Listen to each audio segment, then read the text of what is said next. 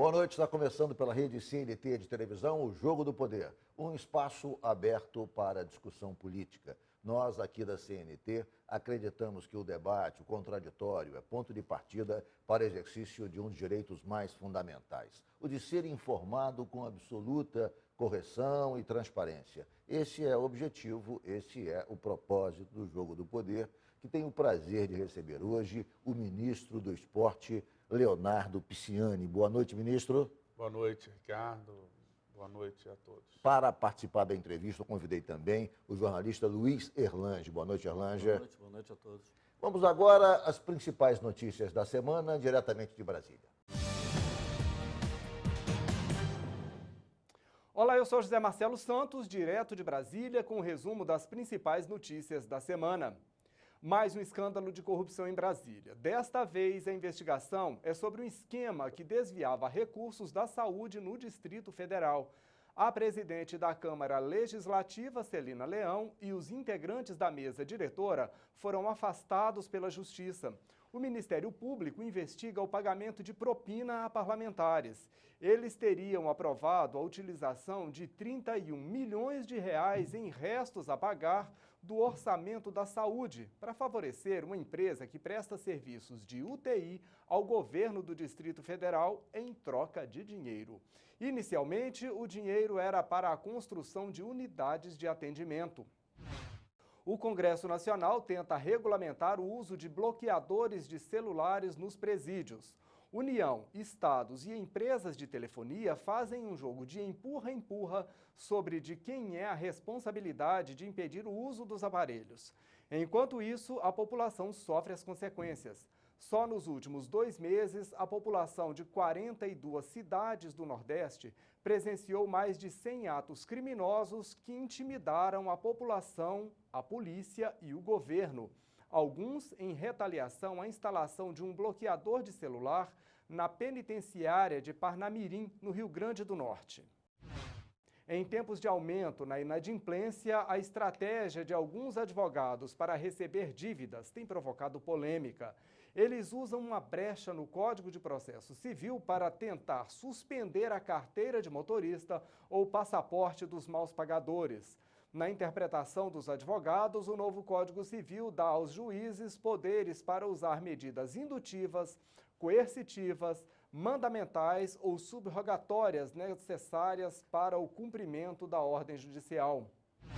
Depois de abrir o cofre e ceder aumentos salariais para várias categorias, o governo quer agora barrar novos reajustes para tentar segurar as contas públicas. A medida foi defendida pelo ministro da Secretaria de Governo, Gedel Vieira Lima, após uma reunião com o presidente em exercício, Michel Temer, e líderes de partidos para discutir projetos prioritários.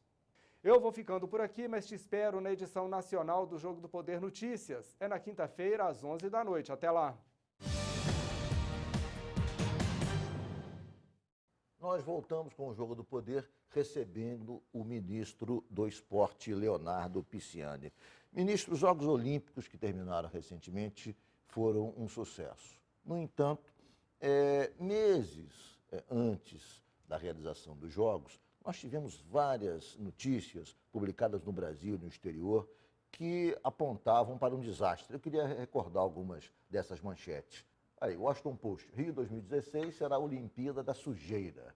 É a manchete do Washington Post no dia 22 de julho de 2016. Newsweek, esgoto bruto e bala perdida. Rio está repleto de problemas antes dos Jogos Olímpicos. Vamos então agora a mais uma manchete. Poluição da Baía de Guanabara preocupa atletas britânicos da vela. Julgavam que quase que a poluição impediria a realização dos Jogos. É o país espanhol, é preciso adiar a Olimpíada. O Zika vírus se espalhará por vias insuspeitas, ou seja, até o adiamento se defendia. A Veja, futuras ruínas, no relatório do TCU, deu sinal de alerta sobre o atraso do plano do legado da Olimpíada, ou seja, havia uma sensação de caos. Globo, TCU, obras para os Jogos têm atrasos e podem comprometer evento teste. Eu vou aqui, mais alguma... tem aqui também o portal R7, caos e violência no Rio assustam a imprensa mundial às vésperas dos Jogos Olímpicos. não sei se tem mais alguma, tensão internacional aumenta a preocupação com a Olimpíada. Ou seja, já é suficiente, eu acho que nós temos aqui um retrato importante da expectativa que havia na imprensa nacional e na imprensa internacional em relação aos Jogos Olímpicos. O que foi diferente? Por que foi diferente? Na verdade, a imprensa estava demasiadamente derrotista, apostando no caos, ou o governo conseguiu superar os desafios e apresentar um bom trabalho, ministro? Ricardo, eu creio que o Brasil e os Jogos Olímpicos do Rio de Janeiro foram vítimas de um ataque especulativo que dava conta de que teríamos aqui o caos absoluto, que as pessoas que viessem iam morrer nas ruas, que os atletas que entrassem para competições nas águas do Rio de Janeiro no dia seguinte estariam infectados e condenados à morte num leito de hospital. Eu acho por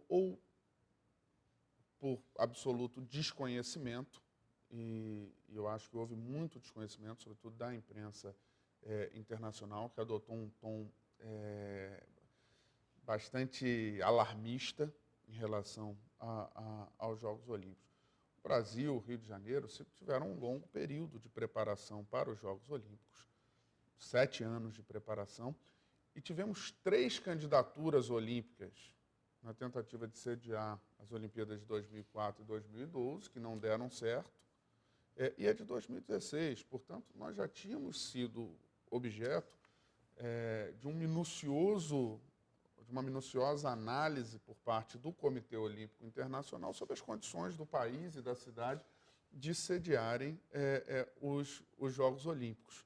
Então, eu creio que, e nós tentamos, eu assumi, Ricardo, o Ministério no dia 12 de maio, portanto, muito próximo já do início das Olimpíadas, dentro deste clima. No início do mês de junho, eu fui à Inglaterra e fui aos Estados Unidos, a Washington e a Nova York, e dei entrevistas em todos esses veículos e em muitos outros dos principais veículos de imprensa, justamente demonstrando